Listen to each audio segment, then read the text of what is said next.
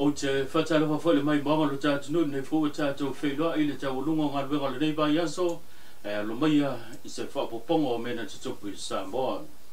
I tātou tala tau mua ua whailoa i le sui pāle mia o le malo le fionga muli pola na rosa ale morio o e lua vai aso la tapu ni ai tūlanga o whono whawai o le polo kete le miliona ona e au ona whaatino nisi o tūlanga i sa i lingo tusi ai maise o le whaatino le stock take ina ia so longa le lei le se e anto o le isi vai ngola whapena ona wha o popola tu te tau avea le whono whawai ma i lantou sa tau avea i le pai ingan sim vai atu nei o se whapoponga le nei o le nei tala.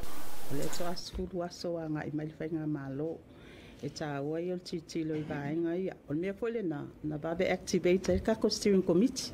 O ngā luenga nā tātou steering committee ai o le babe o le fono steering committee. E babe whaanga i o i fwoi matala o keilo inga kasi lua bai aso ina ia mauti no ai fwoi.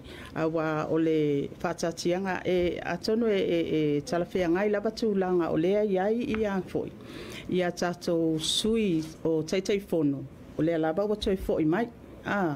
Ai pe o tūlanga laba le nā e pui pui ai ona ua iai fwoi nai vaenga ia ua e se fwoi tūlanga la ua fwoi wanga i o iai ia e ua le mawhai ona paau mai il whai ngā pālota e te taula ona whai ngā luenga la bea e le malo e le whapea lau se ngā luenga la bea i pau laba le mea e iai le lato ngā luenga in taun tā pena whai le stock take ta tia o ai le teitai fono o le la adwat o la ua mautu uma vaenga e transition i ai ia vaenga umaia e pe o le aunga le nā ma le intention le nā o le vave activate o le kako ua fo o le kako steering committee o ngā e te le se vaenga e tau o na ilo i foita i ala mwhaing whaamai ia e pe o le tali atu lea Inisi o tātou tala i le anginga i lunga upenga ta whailangi o le ape o whaulinga Nisi o whaasara launga whapea ua suia le taitaki le vanga whai pui pui le ia tau tangata.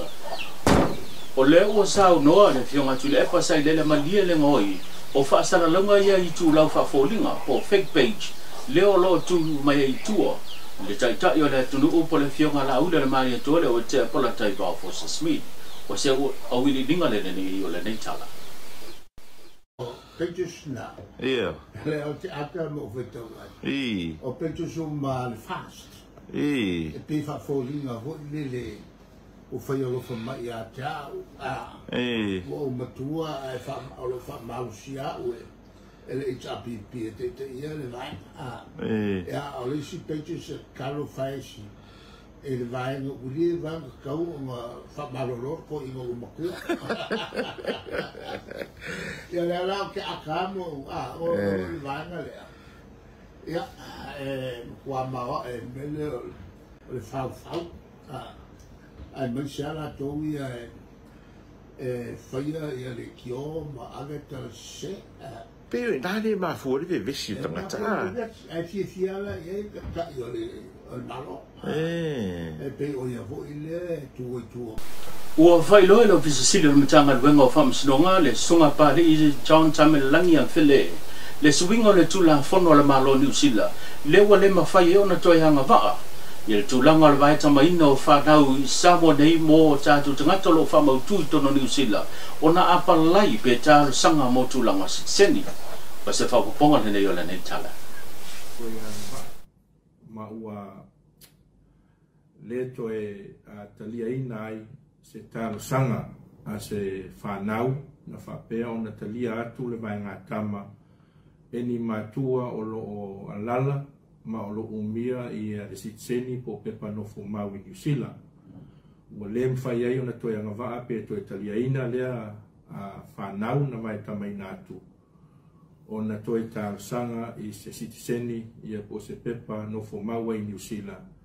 E ta wala mai mātua o lo i New Zealand na mai tama ina atu. Peo no tau si ilfia o le tula fono tua i a New Zealand sa iai, sa whapea o na talia. O na a mai aloa o na whaile vai ngā tama i nei Samoa, ma ua whaamauni atu fo i a tātou whaamsinonga i Samoa nei, i o na ngā aloa lea o whanau nei, e whapea o na tarsanga i sitiseni po pepa nofo mau. E mawhai ai o na lala manonofo ai New Zealand. E ta wala mai mātua sa whapea o na vai tamai nātu nei whanau. i le tulafono la pe ona taua na pasia e le malo New Zealand i le asosufitu o Setema.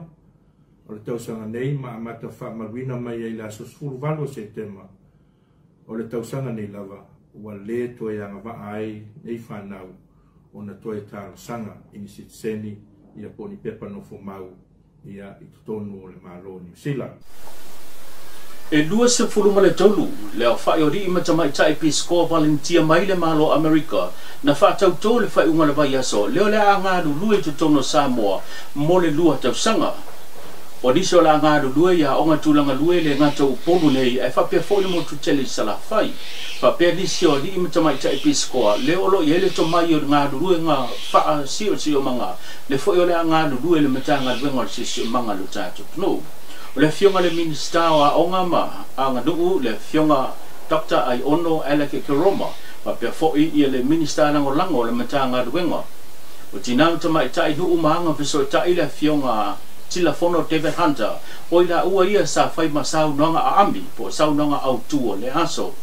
Na mori mauhina le whaatumudia o le no whanga au tuo le whale Samoa le a onga li universite le papa i ngala le sa whaatino ina ai le sa uninga e le ngata sui o a fio onga sui le matanga duenga se so manga e whapea fo'i a inga ila tau sa a wai e mori mauhina le ne yaso o se nganga fia na mori mauhina ai ili umai ai leo o le se fuluma le tasi vai yaso sa no fo'i ai ila tau i le fio anga o fusi sa lo fata e hao tau ina ai mo le tūlanga i le anga nuu wha Samoa i le ngata tūlanga i ngangana whaatinonga o tātou whiau ma tiutei te tono a inga ma so o savaenga whapele tūlanga tau le tau mawha.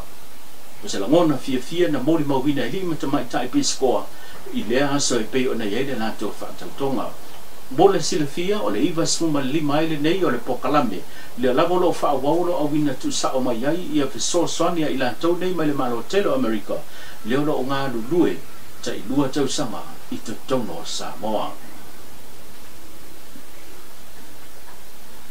Male tātou tala muli e uina vesiringia le taitai o le vaenga wha o whai pui la ia tau o tangata le whionga tu le pasai le maria le ngaoi o le whaasalalanga mai le so upo le malo leo lo whapea mai o le singa anga se ngase e le whionga i le li pāle mia le whionga laule le mali e tole o Teapola Taivao Port Smith o lo whaatupe lona ainga o leo fo ua sahau no madino le whionga le sui pāle mia le whionga Muripola Ana Rosa ale moria o na whaatupe lava le vaenga whaapufai a toai male a ingo le fionga le lipale mia le singa ngase pe ona ia te tongi o pasese tulanga o fale a pitanga o lo o whapenao na au mawai le lima pale mia e whapea foi tulanga o tau o tau tonga o se whapoponga le nei o le nei tala.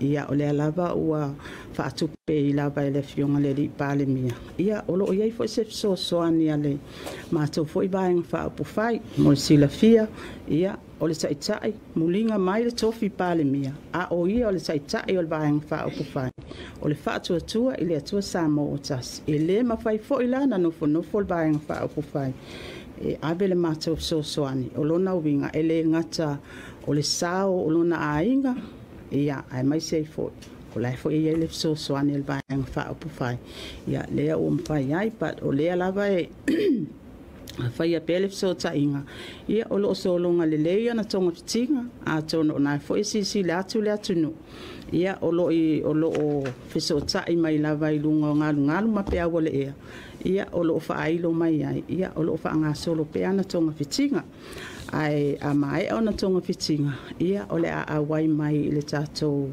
fono tanga al pale bene mua ia a wa lava le tato paketi. Tu tonga biona tato mafutai le vai aso antoa. Manuia tele fai ngole nei vai aso tato filoi le na vai aso soifua mai manuia.